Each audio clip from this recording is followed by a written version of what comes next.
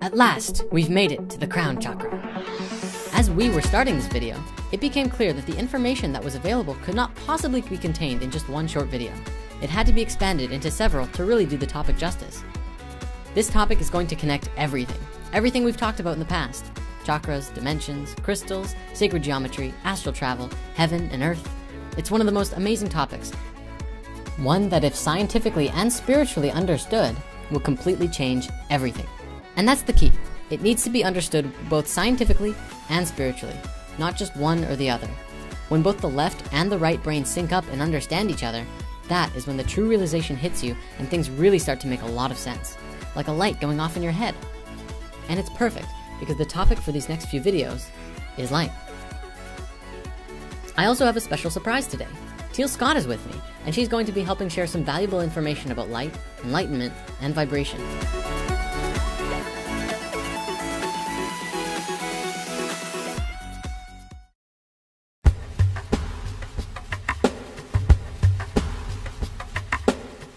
If we look at our ancient history, we can see references to light in almost every ancient culture in a multitude of ways. They don't ever believe light is just some electromagnetic phenomenon of the third dimension, but that light itself is intimately connected to the creation of reality, as well as connected to the center of the toroidal field at the center of your heart. In Egyptian culture, as well as biblical texts, light is the first thing that was created in the creation of everything. As it's often described, God or Source, Allah, Brahma, or any of these words for cosmic consciousness is light. Or perhaps that from this consciousness, light is the first thing to emerge. You can think of the vibration of light as being the closest vibration to that of source energy. And this is why in human culture, God and spirit is so often equated to light. We all may be manifested in a dense physical way, but our truer selves are light beings.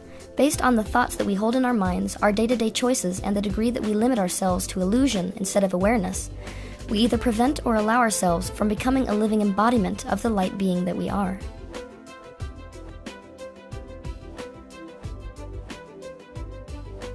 Over the next few videos, we're going to talk all about light, visible light, electromagnetic radiation, and spiritual light.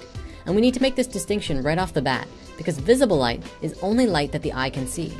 Electromagnetic radiation is all of the particles and waves that make up all of our reality, which are, in essence, very dense particles of light energy that manifest in a multitude of ways.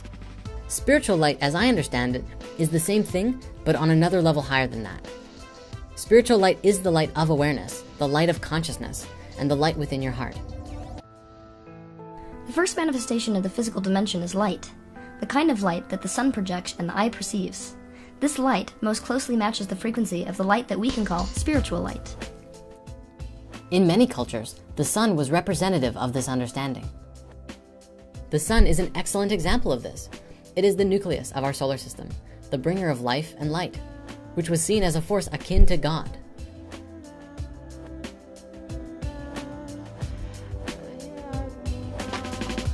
This is often confused by modern scholars to be some form of sun worship. There's a key difference between what we think is happening and what was actually happening. They didn't worship the sun. They loved it. They understood it. It is their cosmic father, as we've discussed before.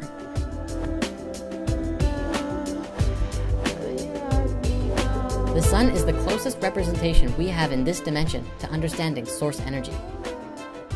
Source energy, that which we often call God, is unified potential energy.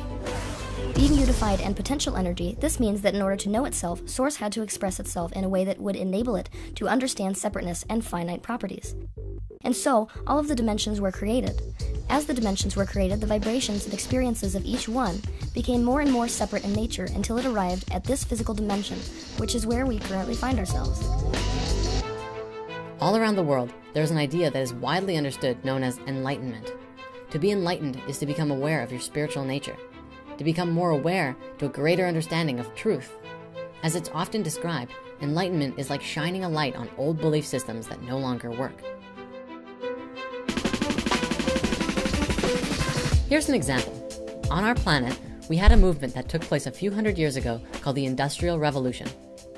What happened was that we ultimately became conditioned to a lifestyle where we worked with machines 9 to 5 and basically became slaves to our own system. people stopped doing what they wanted to do and started working primarily for money.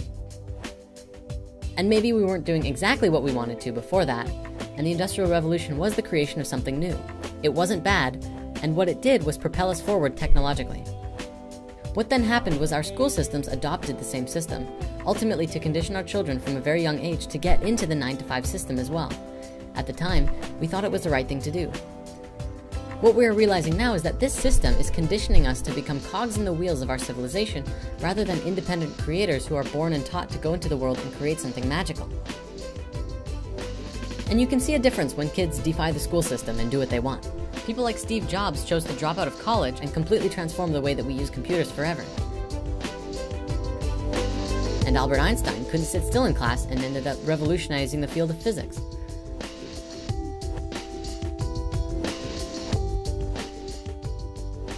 So what does this have to do with enlightenment? To become enlightened is to become more aware of what is. And what is seeing and understanding the reality as it is. In this particular example, seeing that the current education system and even work system needs to be transmuted into something new, or as we like to say, reformed. So we become enlightened to the truth that our old systems don't work, and we'd like to make something new. Perhaps a school system where art and creativity is just as important as the maths and sciences, where kids are given the opportunity to learn about what they want to learn about and grow in a powerful learning environment and create amazing things from a very young age, such as the 13-year-old that revolutionized solar panels by using the Fibonacci sequence. To become more aware takes place on 2 levels. And what I mean by this is that it takes place internally and externally. The example I just gave you was external, becoming more aware of something that is fundamentally broken that we have created, and then finding new ways to fix it and turn it into something entirely different, and something that works from its core. When you consciously make the choice to seek your true nature, you consciously make the turn back towards source energy. Thus, with spiritual practice, your bodily frequency becomes higher and higher until you physically transcend the 3rd dimension. The highest frequency that a physical thing can maintain without ceasing to exist in the 3rd dimension is light, which is why we call this process enlightenment. Given that, enlightenment internally is where the real magic takes place. Across all of these ancient cultures that describes light and God, Buddhism, Christianity, Hinduism, and so on, the most consistent factor is that God is within you. God is the light at the center of your heart. The kingdom of heaven is within you, Christ said. And how interesting that the toroidal field pattern that is around all things is the same as the one around your heart. And that the very center of that field is a point of unity which connects you to a higher consciousness of the universe all around you. When we allow ourselves to become a living embodiment of the light being that we are, we become a living embodiment of God consciousness. We become enlightened. So when we become enlightened, as the Buddha did, we essentially become more aware of our divine nature. And by divine, I mean the aspect of you that is eternal, your essence or your spirit. And this can be described scientifically as well. We know that atoms are immortal based on scientific research. Atoms never decompose or age. Atoms that were present at the time of the Big Bang billions of years ago are still with us today in the same form that they were when they came into existence. When 2 atoms hold hands, they form a molecule. The same way when letters come together to form words, and words form together to make sentences. However, the moment that space is introduced, it separates all of the aspects into their basic elements. The meaning of the words and sentences disappear. Nevertheless, the letters still exist. In the word life, the letters are bonded together. If you separate the letters, it becomes a jumble. The word no longer exists, but the letters do, and it works the same way with atoms and molecules. So when atoms stop holding hands, the molecule dies, but the atoms continue to live on. Molecules create physical matter in this dimension, including our physical hearts, livers, brains, bones, and every other aspect of this reality is composed of molecules. When molecules separate and die, our organs deteriorate and age, and the atoms live on and become something new. Light has not only wave-like properties, but also particle-like properties. Particles are in essence an energetic vibration that appears static. Static meaning unchanging and finite. The properties and behavior of particles is the reason that this physical reality looks static and feels finite and real to you. When we move back towards source, we are moving back towards light because light is the first physical manifestation of source. We come through the experience of light when we enter this dimension, and we leave through the experience of light when we die. This is why when people die, they experience moving towards a white light.